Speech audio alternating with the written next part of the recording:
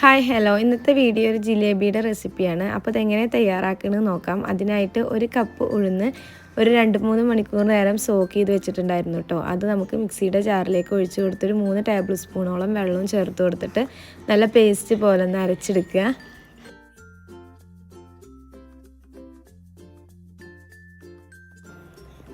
അങ്ങനെ ഉഴുന്നൊക്കെ നമ്മൾ അരച്ചെടുത്ത് വെച്ചിട്ടുണ്ട്. അതിലേക്ക് ഇനി ഒരു 1/2 കപ്പ് കോൺഫ്ലവർ ചേർത്ത് കൊടുക്കുക. പിന്നെ ആവശ്യത്തിന് ഉപ്പ് ചേർത്ത് കൊടുക്കുക കേട്ടോ. ഇനി ഇത് നല്ലപോലെ ഒന്ന് മിക്സ് ചെയ്തെടുക്കുക.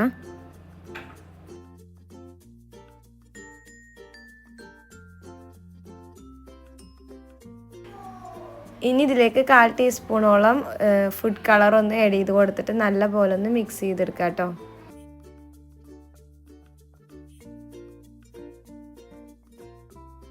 ഇനി ഇതിലേക്ക് ഷുഗർ സിറപ്പ് തയ്യാറാക്കിയെടുക്കാം. അതിനായിട്ട് ഒരു പാനിലേക്ക് 1 കപ്പ് പഞ്ചസാരയും 1 കപ്പ് വെള്ളവും ചേർത്ത് കൊടുക്കുക. അതിലേക്ക് ഒരു 1/4 ടീസ്പൂണോളം ഏലക്കാപ്പൊടിയും അതുപോലെ തന്നെ ഫുഡ് കളറൊന്ന് ചേർത്ത് കൊടുക്കുക കേട്ടോ.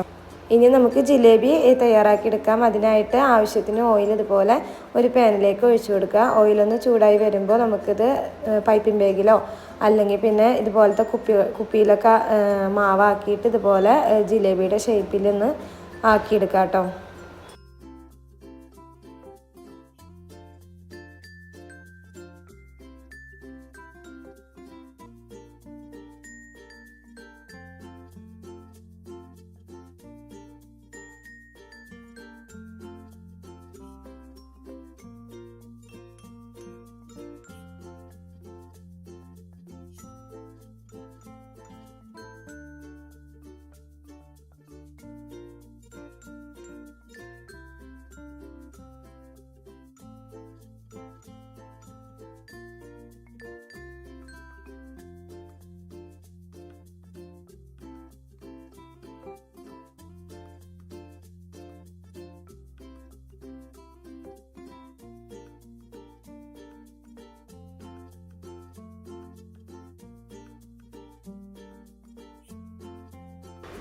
പിന്നെ ശ്രദ്ധിക്കേണ്ടത് ചൂടോടുകൂടി തന്നെ ഈ ഫ്രൈ ചെയ്തെടുത്ത ഓരോ ജിലേബികളും നമുക്ക് ഷുഗർ സിറപ്പിൽ ഇട്ട് കൊടുക്കണം കേട്ടോ. ഒരു 5 മിനിറ്റ് നേരം ഇട്ട് കൊടുത്താൽ മതി.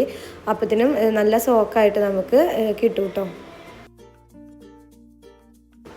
അങ്ങനെ അത് ജിലേബിയിലൊക്കെ നല്ല പോലെ തന്നെ നമുക്ക് ഷുഗർ സിറപ്പ് പിടിച്ച് കിട്ടിയിട്ടുണ്ട്. അത് ഓരോന്നായിട്ട് നമുക്കിതുപോലെ പ്ലേറ്റിലേക്ക് ഇട്ട് കൊടുക്കാം. അങ്ങനെ എല്ലാ ട്രിപ്പ് ഇതുപോലെ ചൂടോടുകൂടി തന്നെ ഷുഗർ സിറപ്പിൽ ഇട്ട് വെച്ചിട്ട് ഇതുപോലെ തയ്യാറാക്കിയെടുക്കാം കേട്ടോ. അങ്ങനെ അത് ജിലേബികളെല്ലാം തയ്യാറായി കഴിഞ്ഞു.